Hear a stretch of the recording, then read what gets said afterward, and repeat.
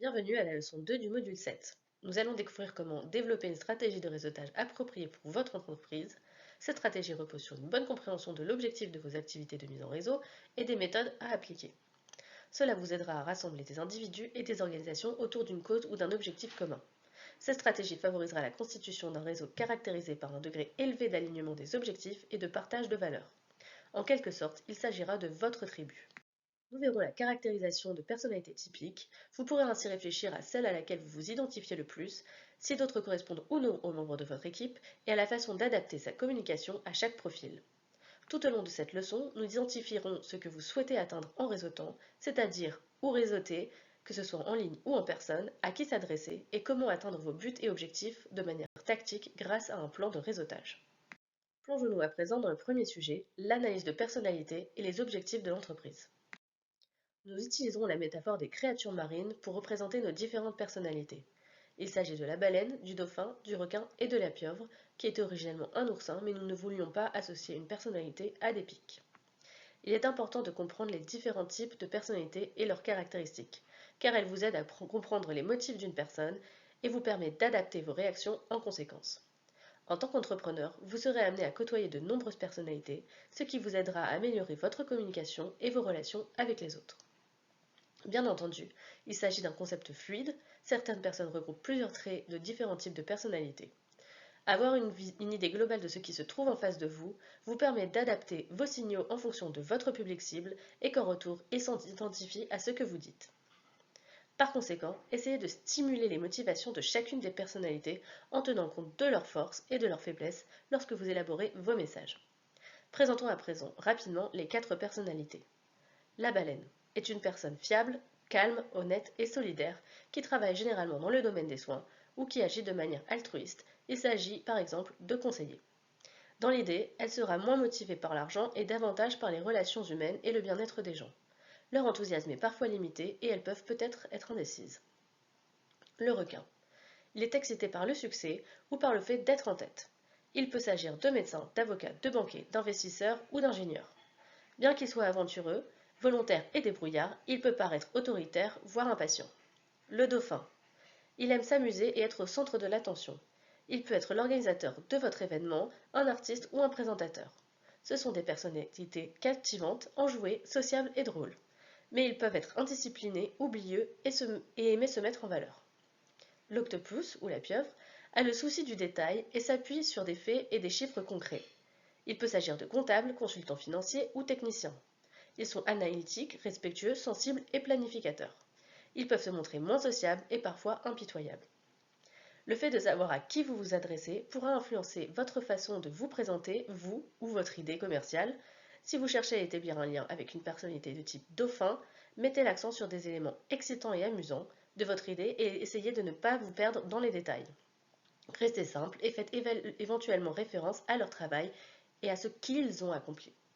Si vous vous adressez à une personnalité de type pieuvre, ne soyez pas trop émotif, donnez quelques informations sur le contexte et tenez-vous-en au fait. Un requin, quant à lui, voudra que vous alliez droit au but, rapidement, en mettant l'accent sur les résultats et les réalisations. Une baleine sera sûrement plus intéressée par votre capacité à rassembler les gens autour d'un intérêt commun. Pendant le suivi, rappelez au dauphin les événements à venir et envoyez des brefs résumés de ce qui a été convenu. Un requin préférera les contacts brefs et directs par courriel et des questions urgentes, tandis qu'une baleine appréciera quelques lignes plus personnelles et un échange régulier. Vous pouvez également partager un article intéressant ou un outil utile avec une personnalité de type pieuvre. En résumé, les motivations des autres ainsi que les forces et les faiblesses de leur personnalité doivent faire l'objet d'une recherche active et servir de point de départ pour identifier la manière de communiquer avec eux et les retours à offrir afin de développer votre relation. La deuxième étape essentielle d'une mise en réseau est de clairement définir les objectifs. Pour que les autres comprennent vos motivations et pour définir ensemble comment ils peuvent vous soutenir, établissez le type de relation que vous recherchez, les informations à collecter et les ressources à acquérir. Gardez à l'esprit que chaque objectif à atteindre entre dans des délais différents. Par exemple, trouver un financement de 50 000 euros ou constituer votre équipe de démarrage peut prendre plus de temps que de trouver quelqu'un pour rédiger votre business plan, de collecter des informations utiles auprès d'un expert ou encore de créer un profil LinkedIn. Voici donc ce que vous pouvez faire. Étape 1. Dressez la liste des objectifs à atteindre. Étape 2. Placez 2 étoiles à côté de l'objectif le plus important de votre liste et une étoile pour les objectifs moins importants. Faites-le pour tous les éléments de la liste. Éloignez-vous de cette liste avant d'y revenir pour y apporter des modifications si nécessaire. Étape 3. Consultez à nouveau votre liste et réfléchissez au temps qu'il vous faudra consacrer à chaque objectif au cours des prochains 6 mois, ou quelle qu'en soit la durée. Étape 4. Placez une autre étoile à côté de chaque objectif qui nécessitera plus de 5 heures de travail par semaine. Vous obtiendrez ainsi une liste d'objectifs prioritaires sur lesquels vous consacrez en priorité. Voyons à présent les méthodes de réseautage.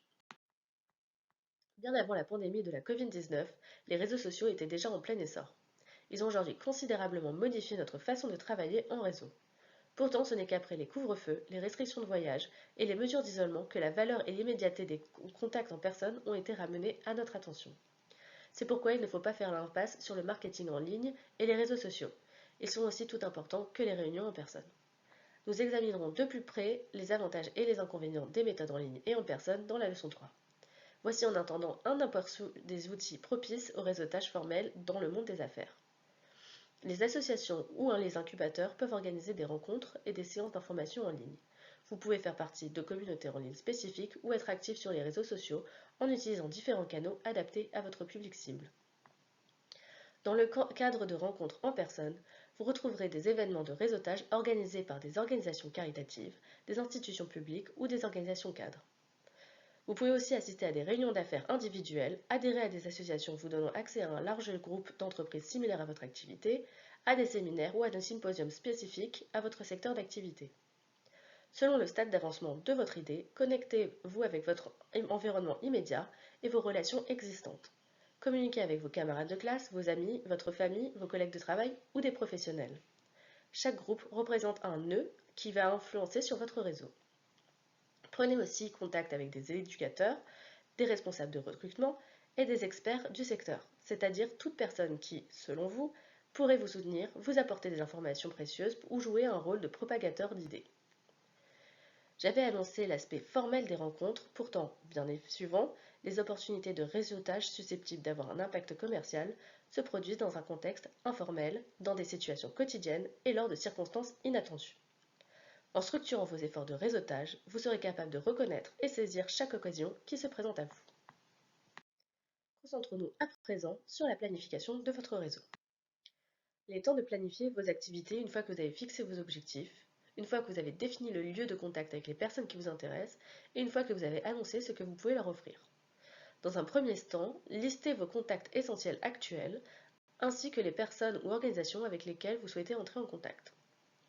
La création de votre plan d'action se concentre ensuite sur la programmation de vos activités de manière réaliste. Vous pouvez suivre vos activités en utilisant une simple feuille de calcul contenant une liste d'événements, des noms, des coordonnées et des statuts. Vous pouvez aussi utiliser un logiciel de gestion de contacts, un CM, pour conserver les informations sur vos prospects et vos clients actuels dans un format permettant d'effectuer des recherches. Cela facilitera la transition entre les contacts en ligne et les contacts en personne. Vous pouvez aussi choisir une structure de répartition du travail, une CRT, souvent utilisée dans la gestion de projets pour catégoriser les lots de travail par importance et les activités à réaliser. Dans les organisations ou les équipes, cette structure peut coordonner les activités de mise en réseau entre les différentes unités commerciales, les différents objectifs que vous avez définis, par exemple la collecte de fonds, le recrutement et l'acquisition de clients, ou encore une fonction des membres de l'équipe, de sorte que l'expansion de votre réseau représente une tâche commune et que la charge de travail soit partagée. Plus tard, vous pourrez même envisager d'utiliser un outil de gestion de relations clients, un CRM. Similaire à la gestion de contacts, il fournit des outils avancés pour intégrer les activités de vente, de marketing et la rédaction de rapports. En pratique, cela peut concerner les intégrations tierces sur les réseaux sociaux ou les plateformes d'emailing commercial. Quelle que soit l'approche adoptée, veillez à vous fixer des objectifs mensuels pour chaque activité et de suivre leur évolution. Une fois que votre plan est prêt, la partie la plus difficile, mais aussi la plus importante, est de démarrer votre réseautage. Cela semble simple, mais il s'agit d'un processus graduel se développant au fil des rencontres et des correspondances. À ce stade, relationnez avec des organisations, identifiez et assistez à des conférences ou contactez les personnes figurant sur votre liste de contacts. En cours de route, vous vous apercevrez peut-être qu'il y a certaines de vos compétences numériques ou interpersonnelles qui sont à affiner. Des ateliers spécialisés sont organisés pour vous tenir au courant. Enfin, assurez-vous toujours du suivi. Nous y reviendrons dans la leçon 5. Voici en attendant un conseil pour faciliter votre suivi. Tenez le journal des réunions et événements de réseautage auxquels vous assistez. Notez le nom des personnes rencontrées, leur type de personnalité et un point clé de la discussion à utiliser dans le suivi. Les gens aiment se sentir compris et écoutés, même s'il est parfois difficile de suivre tout le monde. Prenez des notes pour un meilleur suivi. Nous avons abordé de nombreux sujets dans cette leçon. Faisons maintenant un exercice d'une durée d'environ 20 minutes. Prenez une feuille de papier ou ouvrez un document texte et réfléchissez aux 5 questions suivantes. Ce sera la première étape pour développer et structurer vos activités de réseautage.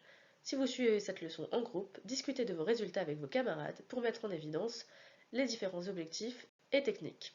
Bon courage! Pour conclure, sachez pourquoi vous vous engagez dans le réseautage. En suivant une stratégie, vous vous rapprochez automatiquement des types de personnalités qui vous aideront à prospérer. Veillez à combiner les activités en ligne et en personne pour accroître la portée et la profondeur de vos relations. Vous verrez que l'élaboration et le suivi d'un plan vous aideront à suivre les progrès accomplis et à identifier les points améliorés. Merci et nous nous voyons dans la prochaine leçon.